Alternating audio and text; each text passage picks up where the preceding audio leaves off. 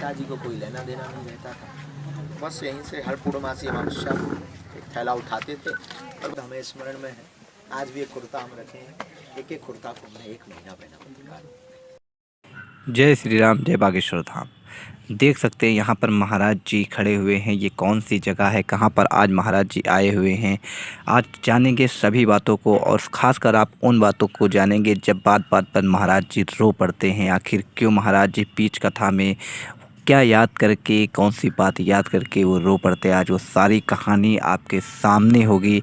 महाराज जी का वो बीता हुआ कल, वो गरीबी, जहाँ से महाराज जी की गरीबी, जहाँ महाराज जी उस गरीबी में पले थे, आज स्वयं महाराज जी आए हैं उस जगह पर और हर एक चीज़ को बड़े ही विस्तार से बताया है। किस तरह उन्होंने गरीबी को झेला है, किस प्रकार वो एक ही छत के नीचे रहते थे, सॉरी छत भी नहीं थी, किस तरह वो एक ही कमरे में रहते थे जहाँ से टप टप टप रात में पानी बहा करता था। महाराज जी उन सभी बातों को यहाँ पर बड़े ही विस्तार से बताया है। तो जाने ये पूरी महाराज जी की कहानी महाराज जी के ही मुखारबिन से।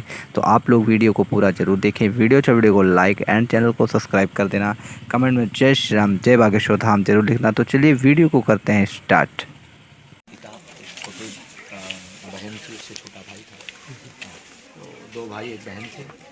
5 लोग इस घर में रहा करते थे और प्रारंभ काल अति भी जो है विचित्र था, जिसमें यात्राएं बड़ी विचित्र हुई। बड़ी भिक्षुकमय जीवन रहा। भिक्षा मांग करके पूरे गांव में और भोजन और परिवार चलाना करते थे। इतने संपन्न नहीं थे, पिताजी भी कोई कार्य करते नहीं थे।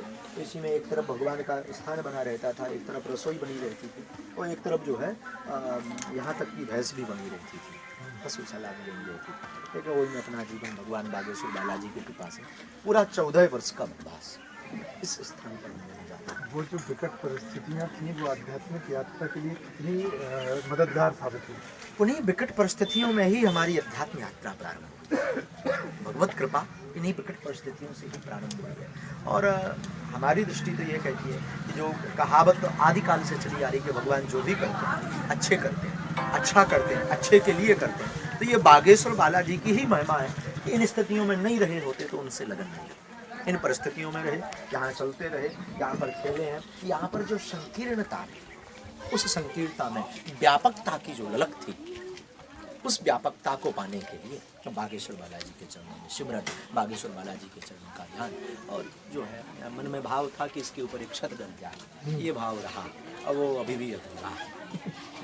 शुरुआत जब ली तब यहाँ कथा करना, कथा सेंटर में जाकर कथाएँ करना, वो सुना है मेरे, वो क्या चलता। ये बड़ी विचित्र स्थिति थी। पिताजी कुछ कार्य करते, भोजन की व्यवस्था के लिए, जीविका चलाने के लिए हम बड़े थे, बहन और भाई, तो हमारे बड़ापन था। तो बड़े होने के कारण पूरी जिम्मेदारियाँ खुद के ऊपर भी। माताजी हमारी सहज भाव की, पिताजी को कोई लेना देना नहीं रहता था। बस यहीं से हर पूर्णमासी अमावस्या को एक थैला उठाते थे और बचपन से ही तिलक लगाने का स्वभाव था। बाबा जी के चरणों में रहे, धोती पहनने का, धोती पहनते थे, अपनी बढ़िया कुर्ता पहनते थे। उस वक्त हमें स्मरण में है।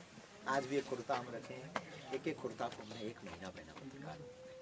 रोज रात को हम उसको साफ करके, यहाँ पर एक चीप डली रहती थी, यहाँ एक चीप बनी रहती थी, वो चीप में जो है कुर्ता को साफ कर लिया।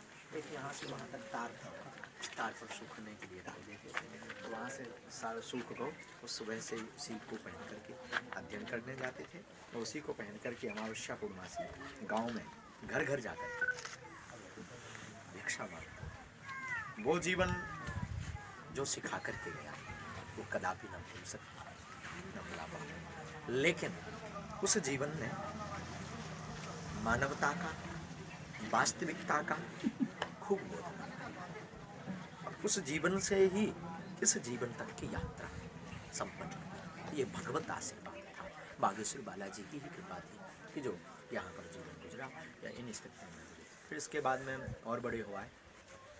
9 वर्ष की अवस्था से ही, हम 8 वर्ष की अवस्था से ही रामायण पाठ, सत्यनारायण की कथा आदि करने लगे और सत्यनारायण की कथा गांव वाले लेवा जाते थे। जटाशंकर जो है यहाँ से 150 किलोमीटर दूर, वहाँ कथा वाचन का प्रचलन है। उस प्रचलन के लिए वहाँ कथाएँ बचती हैं। पुरोहित कर्मकांडी ब्राह्मण थे, कुछ पैसा मिल जाता, कुछ दक्षिणी मिल जाती थी। जाते अमावस्या को चले गए, वहाँ से 200-300 उस वक्त 200-300 रुपये में 200 रुपये का आटा भोजन नाश्ता जो भी सामग्री करके तो ला करके माता जी को 20-25 रुपये। लेकिन कभी भी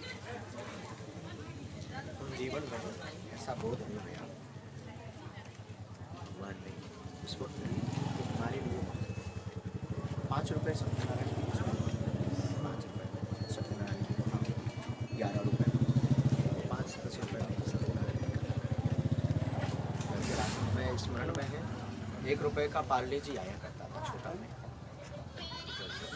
1 रुपये का पार्ले जी ले लो 5 रुपया की शक्कर ले ली 5 की पत्ती ले ली कुछ। लेकिन यहाँ का स्मरण हमारी जीवन में यही ना यहाँ का स्मरण भूल सकते ना वो यहाँ का बना खूब खेले खूब बड़े भरे यहाँ खेले स्मरण करके यहाँ बैठना हमारा स्मृति में ध्यान लगाना सायंकाल रोज कीर्तन करना। यहाँ जो है एक लकड़ी का बाड़ा लकड़ी के बाड़े में बैठ करते रोज कीर्तन करना हरि स्मरण भगवत स्मरण पूज्य दादाजी को तो दादाजी का जो यहाँ से कीर्तन फिर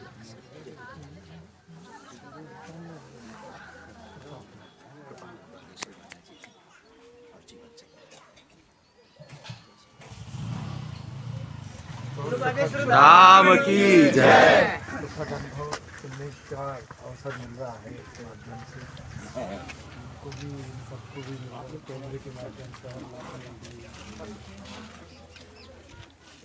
चलिए धाम पे ही चलते हैं कुछ और विषय है तो कैमरे अंदर में सीमित क्षमताएँ हैं बैटरी जाने लगी है तो इसको परसों परसों स्कूल किया था